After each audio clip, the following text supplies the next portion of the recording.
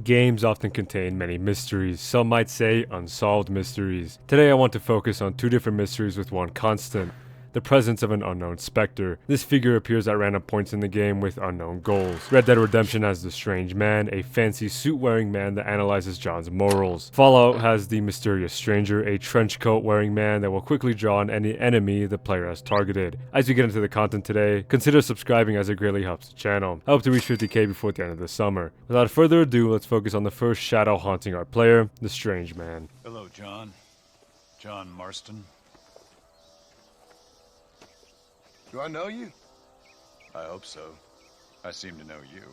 While exploring the world of Redemption 1, you come across very strange people. Adding life to the world, they can give the player side quests, ranging from getting flowers for a man's wife to fighting off cannibals. However, the most intriguing of these side missions is known as I Know You. John Marston meets the titular stranger and is tasked with helping a drunk man stay faithful to his wife. Whether you do the honorable or dishonorable choices, the strange man's response will be the same. He will question John's memory and test his morality.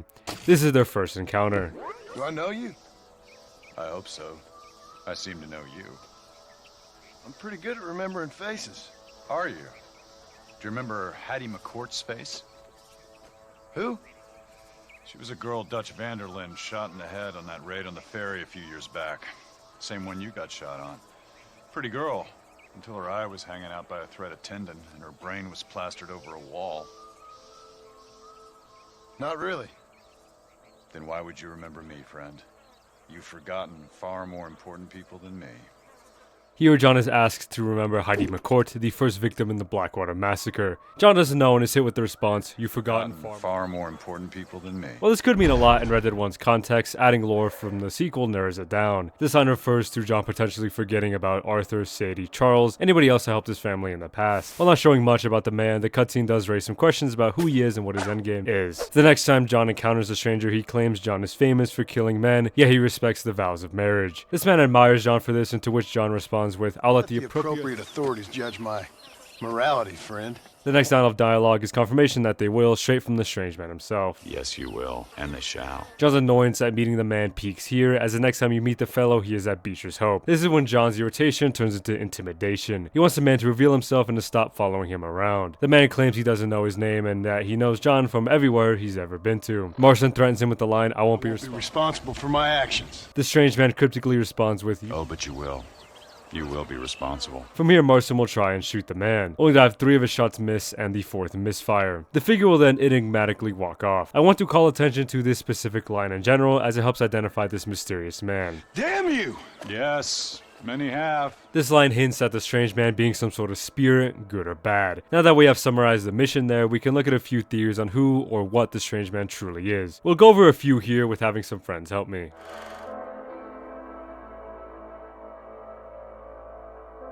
The theory with the most evidence backing it. This theory concludes that the strange man is Cain from the Bible. Cain was the first murderer, convicted of killing his brother Abel. As punishment, God sentenced Cain to wander the earth for eternity, and he would be marked. Those that harm Cain will receive their punishment sevenfold. All these elements are present in Red Dead 1. John recognizes the strange man in both Redemption games. In the Armadillo General Store, John notices a picture on the back shelf, and he comments, "No reason. Just seem familiar." In Redemption 1, John says he's good at remembering faces and recognizes the strange man, but just can't put his finger on it. As for wandering the earth, the man could be encountered in all 4 major regions of the game: West Elizabeth, New Austin, and New Revo Paraiso. Finally, the sevenfold punishment happens to John in 2 different ways. Let me explain. In the confrontation against the strange man, John shoots him 3 times. The 4th shot is jammed. The first way this could come back sevenfold is when Ross raids Beecher's Hope. The posse shot John 21 times. 3 times 7 equals 21. Will you do something for me?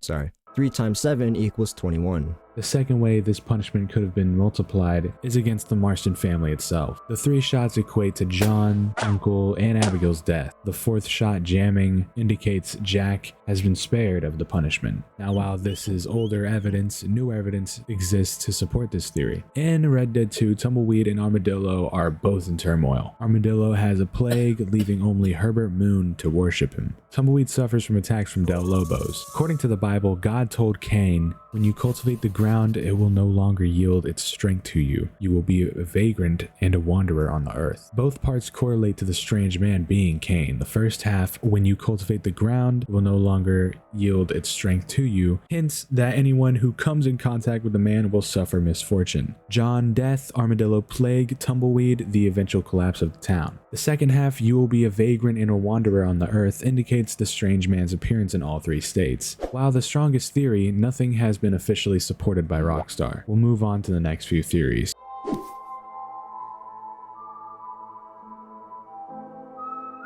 Another theory to explain what the strange man is says that he is the personification of death itself, seeing as how he knows everything about John's life, more so than John himself. The first interaction also has the man reference a victim of the Blackwater massacre, meaning he knows the dead. When questioning John, he critiques his willingness to take lives, something Death would know a lot about. However, the biggest piece of evidence to the strange man being Death is in his final cutscene. The man compliments the spot where he's standing, and where is he standing? Right above John Marston's future grave. Next, when John damns him, the man says, yes, Many have. When shot at, the man is unaffected. However, more evidence in Red Dead 2 exists that can support this theory. Inside the strange man's cabin in Bayou Noir, coyotes mark the walls, and a poem about Jimmy Brooks' death are in the cabin if Arthur is low honor. On the contrary, bucks line the walls, and a poem about Jimmy surviving are present if the honor is high. It makes sense that Death would keep track of the deeds of people, especially ones as conflicted as Arthur and John. His appearance adds to the theory, with Death usually portraying himself wearing black. The simple look also helps blend in with normal society. While a little less likely than the Cain theory, we still aren't done yet. The final theory is an interesting one if I do say so myself.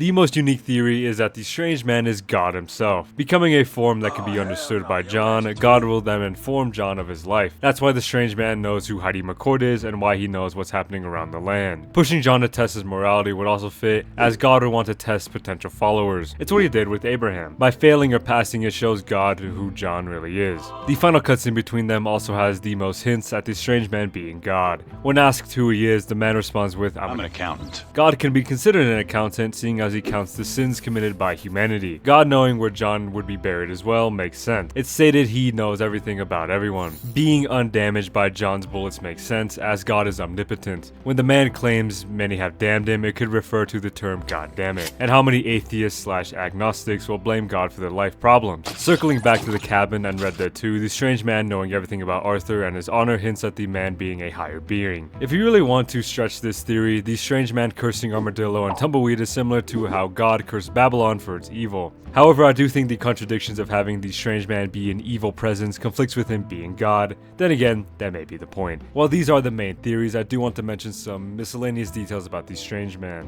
While exploring the man's cabin, the player can take a picture inside. When looking at the tag, it mentioned serial killer. While this could refer to the death theory, it could just be an eerie tag to scare the player. Back to Herbert Moon, it is implied that the two characters made a deal. The story goes as so. Moon and the man make a deal. The man tells Moon, I offered you happiness, or 2 generations, you made your choice. Herbert would then go on to have a daughter who marries a Jewish man. Due to Herbert's bigotry, he disowns his daughter. The 2 generations are guaranteeing Moon would have a daughter, but the unhappiness comes from her marrying a man he disapproves of. Other references to the potential deal is a line from the cabin, which says, the moon will shine in the darkness. This refers to how Herbert was unaffected by the cholera outbreak plaguing Armadillo. The next few things are about events happening in the Roanoke Ridge area of the map. If you overhear the Skinner brothers, you can listen in on their conversations about their idol. This Prince of Darkness is known to dress dapper. Back to the cabin, there is writing on the wall that reads, the water is black with venom. This either refers to the supposed curse at Butcher Creek, where the poison water terrorizes the locals, or this refers to John's story from American Venom to the beginning in Red Dead 1. Venom, black, and water. Venom is obvious, while Red Dead 1 starts in black water. Bit of a stretch, but that's pretty much everything about the strange man in the Redemption games. Outside of many campfire tales, there's not much else. With this section done and dusted, we can move on to our next mystery in another title.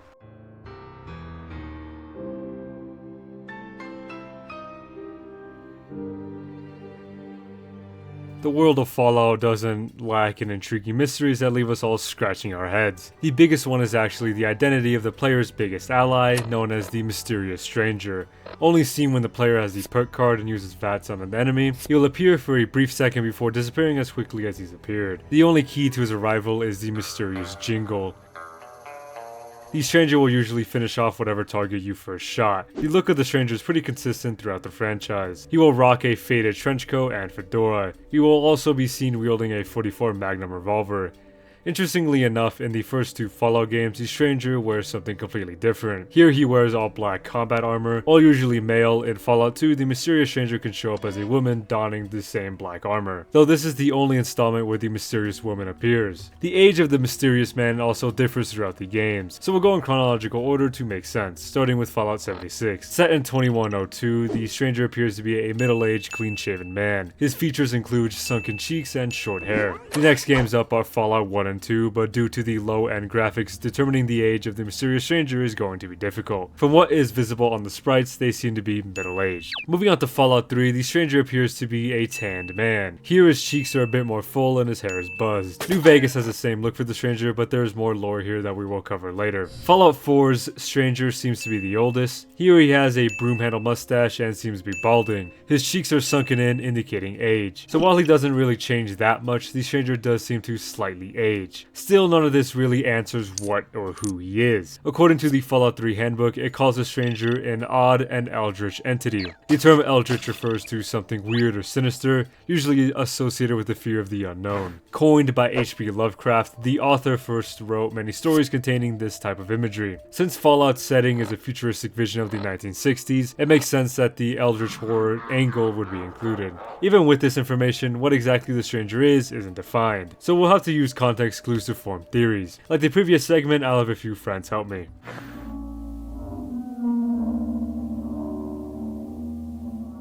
This theory has been proposed recently as of Fallout 4. In the Valentine Detective Agency, under this specific bed, there is a case file revolving around the mysterious stranger. It basically covers what we went over earlier, but with a few added notes. One of them I would like to call attention to. Valentine offers a few theories on what the stranger is, but the one we'll focus on is the multiple men theory. This makes the most logical sense, as how can one man appear and disappear in the blink of an eye? Since the setting of Fallout games are in different regions of America, it would also explain how the same person has been seen in these areas. Now, the stranger isn't the only one in this organization. 2 other entities exist at his side, the mysterious savior and misfortune. The savior is a perk introduced into Fallout 76, involving an identical stranger reviving downed allies. Not much is known about him since he's recently been added, and also could be explained away as the mysterious stranger putting in double the work, but misfortune has border breakdown. Appearing in New Vegas, misfortune works similarly to the mysterious stranger. She will appear in VATS to help the player. However, the difference is instead of outright killing the enemy, she'll usually force the NPC to suffer from certain mishaps, such as having their guns break or grenades detonate in their hands. Her appearance is also very different compared to the stranger's, as she wears a showgirl outfit and sports a red bandana. So while the theory of the mysterious organization going around helping main characters is strong, it doesn't really explain their abilities. How are these people able to appear and disappear quickly? How is no one outside of Detective Valentine caught on yet? This first question can be explained with the existence of stealth boys, but it's not a very strong claim. So while not covering every aspect of the stranger's abilities, it does a good job going over the major aspects. I'll hand it back to Duke for the rest of the theories.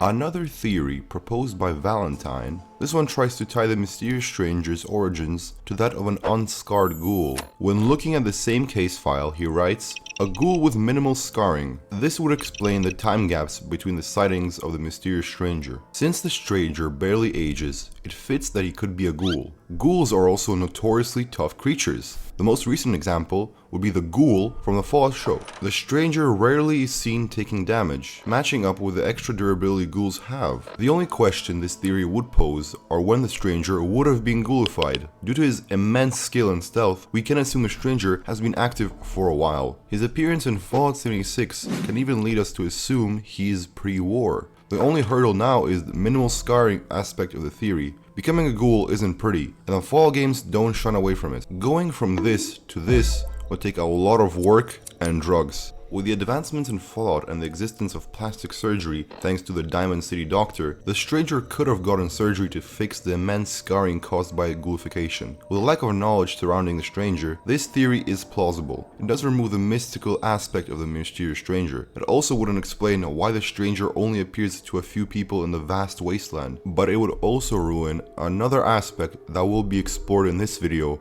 that will focus on New Vegas. For now, we can go over the next theory.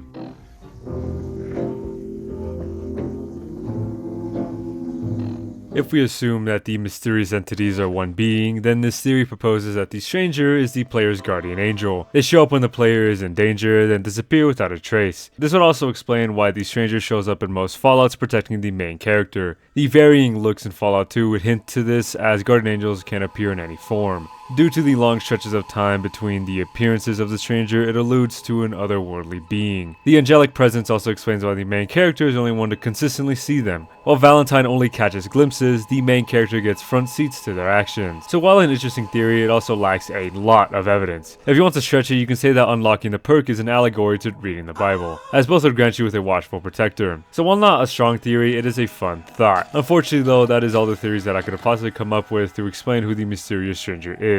Still, there is a lot more miscellaneous information for me to cover. No matter the true origins of the mysterious Stranger, something else interesting exists in New Vegas. And by that I mean someone. Found near the El Dorado gas and service, there's a man known as the Lonesome Drifter. At first glance he is unassuming, but listening to his stories he reveals something. His father was a mysterious feller, even with family. This meant that his mother had to provide for their son while the father was away on some unknown errand. Eventually the Drifter would work in coal mines to alleviate some of his mother's burden, but still she would pass him a life of hardship. Frustrated and unfulfilled, he would pack his bags to begin a nomad lifestyle, much like his father. The only mementos the Drifter would carry to remember his father would be a guitar and a mysterious Magnum. Boasting upgraded stats at the cost of less durability, the Magnum has a unique effect. When drawn, it plays the cue chord of the mysterious Stranger. When holstered, it plays the chord that signals the Stranger's departure. The only way to acquire the gun is to kill the Drifter or pass a speech check when speaking with him. According to a forum post, developer Joshua Swayer stated that he wishes the team had time to hardcode the mysterious Stranger turning on the player if they attempted to use VATS on the Lonesome Drifter, thus further confirming the connection between the two. Real quick, I want to bring up something I mentioned earlier. In the second theory for the mysterious Stranger, I said that him being a ghoul would ruin something in New Vegas. Well, that would be the Stranger being the Drifter's father. You see, ghouls are sterile, so that would mean that the Stranger couldn't exactly procreate. This opens a whole new can of worms that I'm not willing to cover. Leaving it out of the way, we have pretty much gone over all the information about the mysterious Stranger. I did leave out some things like the fact that he shows up in Fallout Shelter, but those are more minor details, so you can move on to final statements. That's all I have to say, so thank you to Waxy, Liam, Mason, and Nikita for helping along. Their channels will be linked down below, so be sure to support them. As of right now, this has been Duke. Stay safe, God bless, and goodbye. This for my daddy. This for my daddy, Duke. Let me see what you got. I haven't even read the script yet. Hold on, give me a second. Oh, I love multiple men.